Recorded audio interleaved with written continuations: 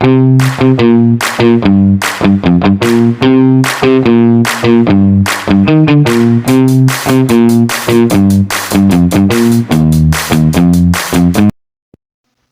everyone, my name is Donna and I am student studying hospitality and tourism for my leisure lifestyle. Reflections blog, I choose walking and jogging as my recreational and leisure activity. Walking and jogging are simple activities that people can enjoy without needing expensive equipment.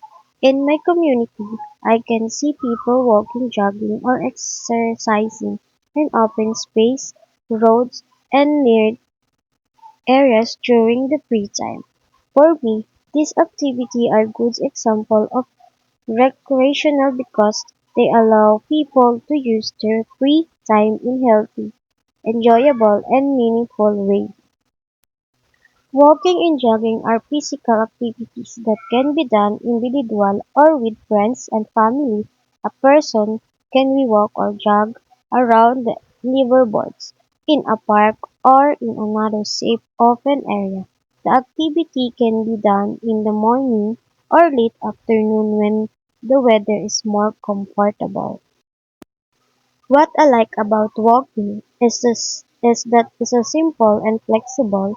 I don't need to complicated equipment to participate. I can simply spend some of my free time walking while observing my surroundings, listening to music, or talking with someone. Jogging can also provide a more activity form of exercise. This activity demonstrates that recreation does not always have to be expensive or complicated. Sometimes simple activities can provide meaningful benefits to our lives. Physical well-being. Walking and jogging contribute to physical well-being because they encourage the body to the move and stay activity regular physical. Activity can help improving endurance, stretch, muscular, and support overall fitness. For students and people who spend many hours studying or working, walking can also be practical way to take a break from sitting for long periods instead of spending all of our free time using our phones or staying indoors. We can use some of that time to move our bodies. Last is mental well-being. Recreation is not only about physical health. Walking and jogging can also support mental well-being. When I'm spend time walking, I can temporarily step away from schoolwork, responsibilities, and other things that require my attention.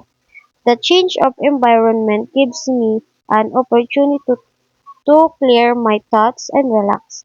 For example, after completing several school activities, taking a short walk can help me feel refreshing before returning to my responsibilities.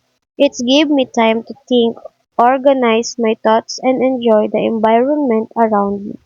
This demonstrates that leisure can provide an important balance between responsibilities and personal time.